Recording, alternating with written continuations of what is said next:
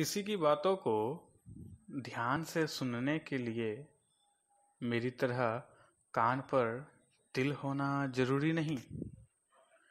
किसी को समझना या समझाना हो तो उससे बात करने से ज़्यादा उसे सुनो। तब समझ में आएगा कि झूठ का नहीं, झूठ के भाइयों का ज़माना है।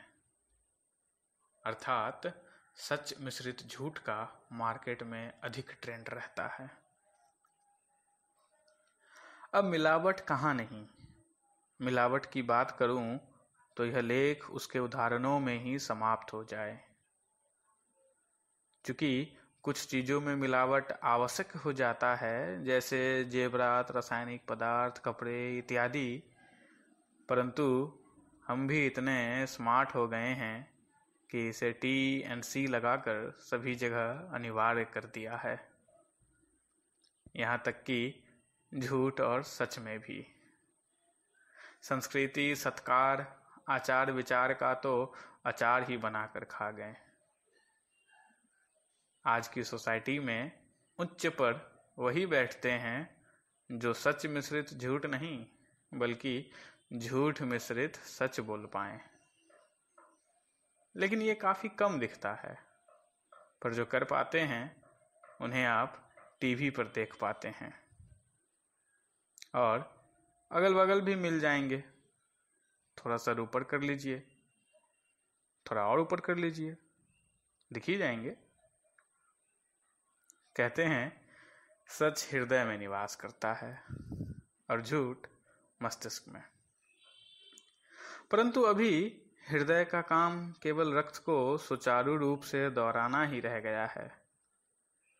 वैसे आज के लोगों का वश चलता तो हृदय को स्टोर रूम में रखकर बाहर निकलते हैं। समय आज का महंगा भी बहुत है, तो हृदय से काम लेना नहीं चल सकता। बात तो सही है। मस्तिष्क ही वह अंग है जो पैसे का उत्पादन करवा सकता है, और यदि पैसा नहीं तो पैसे वालों का साथ ही सही, फायदा तो वहां भी बहुत है। मालिक चाहे झूठ वाला सच कहे या सच वाला झूठ, पूंछ तो जी हजूरी में हिलेगी ही। किसे दोषी बनाना है, क्या आरोप लगाना है, कैसा माहौल बनाना है, कब सभी को क्या बोलना है, यह सब ऊपर बैठा कोई तय करता है। और हम सब तो हैं ही शेक्सपियर की कठपुतलियां। यहाँ बूंद भी मिश्रित है, बाढ़ और सुनामी भी।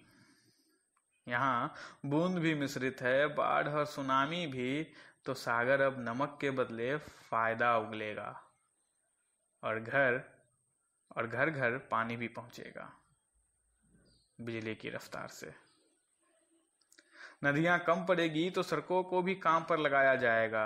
इसमें घर उनके बहेंगे जो कलयुग के अंत तक कल्कि के इंतजार में बैठे हैं और आज भी पूर्ण सत्य शुद्ध को तलाश रहे हैं। खैर, मैं भी आशावादी और हालातवादी हूं। कभी कभी उपरोक्त के विरुद्ध हाथ पैर मार लेता हूं, पर इनके आचरण में आटे में नमक बराबर नहीं, आटे में मैदा बराबर मिश्रण है। भक्ति में दिखावे वाला मिश्रण है। कोई सुन नहीं रहा तो जाप बंद कर देंगे, और यदि कोई सुदूर भी दिखाई दिया तो कीर्तन भजन में तो निपुण है ही। सम्मान के धन का वजन चोरी के धन के वजन से ज्यादा होता है। सम्मान के धन का वजन चोरी के धन के वजन से ज्यादा होता है, पर अफसोस ऐसा दिखाई भी देता। इनके पास झूठ मिश्रित सच के हजारों वैरायटी उपलब्ध रहते हैं। इनको ये सिर्फ बेचते या फैलाते ही नहीं, बल्कि खेती भी करते हैं और कारखाने भी खोल रखे हैं। इनका अपना RBI चलता है। ऐसा नहीं कि इनके हृदय के शुद्ध सत्य का कपाट नहीं खुलता, परंतु इसका दर्शन केवल भाग्य वालों को ही होता है।